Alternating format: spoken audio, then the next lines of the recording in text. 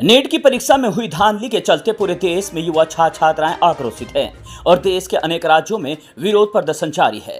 कांग्रेस भी अपने सहयोगी दलों के साथ इसको लेकर सरकार को घेरने में पूरी तरह से तैयार है। वहीं राहुल गांधी ने नीट के छात्रों से मुलाकात करके उन्हें भरोसा दिलाया है कि पूरा विपक्ष भ्रष्टाचार की इस लड़ाई में उनके साथ है। इसी के चलते देश के अलग अलग राज्यों में विपक्षी दलों ने विरोध प्रदर्शन शुरू कर दिया है। तो वहीं विकासनगर विधानसभा में आज कांग्रेस कार्यकर्ताओं के द्वारा सरकार का पुतला दहन कर नीट परीक्षा में हुई धांधली को लेकर विरोध प्रदर्शन किया गया।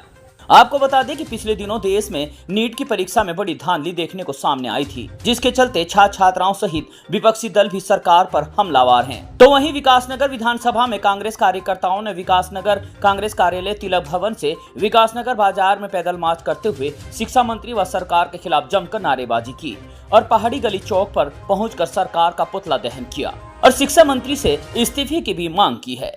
कांग्रेस नेता संजय किशोर ने कहा है कि सरकार इसकी उच्च स्तरीय जांच कराए और धांधली में लिप्त व्यक्तियों के खिलाफ कड़ी कार्रवाई करे। अगर ऐसा नहीं हुआ तो कांग्रेस कार्यकर्ता सड़क पर उतरकर विरोध प्रदर्शन करेंगे। साथ ही उन्होंने कहा है कि आगामी नीट परीक्षा भी रद्द की जाए। वहीं छात्र रोहित रोहिला का कहना है कि अभी तक 72 पेपर लीक हो चुके हैं, इसकी जिम्मेदारी कौन लेगा। बच्चे लगातार कई वर्षों से मेहनत करते हैं और फिर ऐसे भ्रष्टाचार का शिकार हो जाते हैं। छात्रों के जीवन से हो रहे इस खिलवाड़ की जिम्मेदारी आखिर लेगा कौन। मामला यह है कि प्रतिवर्ष देश में लाखों छात्र छात्राएं परीक्षाओं की तैयारी करते हैं।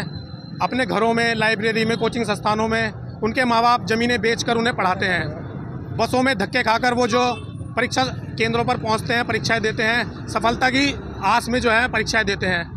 लेकिन बहुत से छात्र घर भी नहीं पहुंचते और खबर आती है कि जो सरकार ने परीक्षा कराई है इसका पर्चा रद्द हो गया है।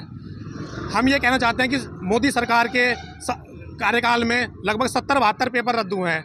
इन सब का जिम्मेदार कौन है?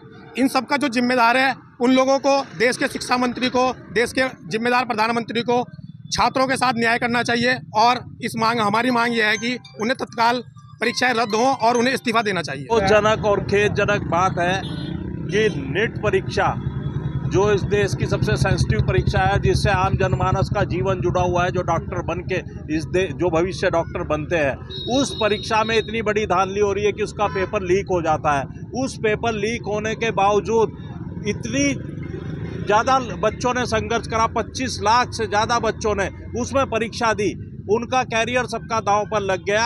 आज सरकार के ऊपर से आम जनता की, छात्रों की, युवाओं की विश्वसनीयता से, उनके ऊपर से विश्वसनीयता पूरी तरह उठ गई है और इस सरकार को, शिक्षा मंत्री को तत्काल इस्तीफा देना चाहिए और इस नीट परीक्षा को तत्काल रद्द करके और सुनिश्चित तरीके से इस परीक्षा को दोबारा करना चाहिए। अब आप देखिए कि प्रदेश के अंदर पहले परीक्षाओं के पर्चे लीक हो रहे और आज केंद्र सरकार के अंदर भी परीक्षा का पर्चा लीक हो गया।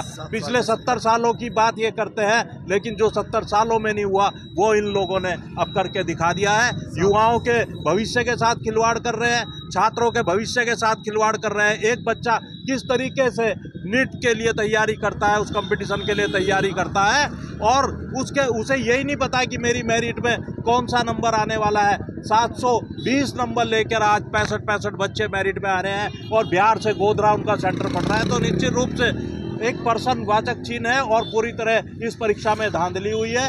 इस पे शिक्षा मंत्री को इस्तीफा देना चाहिए और इस परीक्षा को दोबारा करना चाहिए, दोबारा इस परीक्षा का होना चाहिए और इस जो एग्ज़ाम हुआ है उसे रद्द करना चाहिए।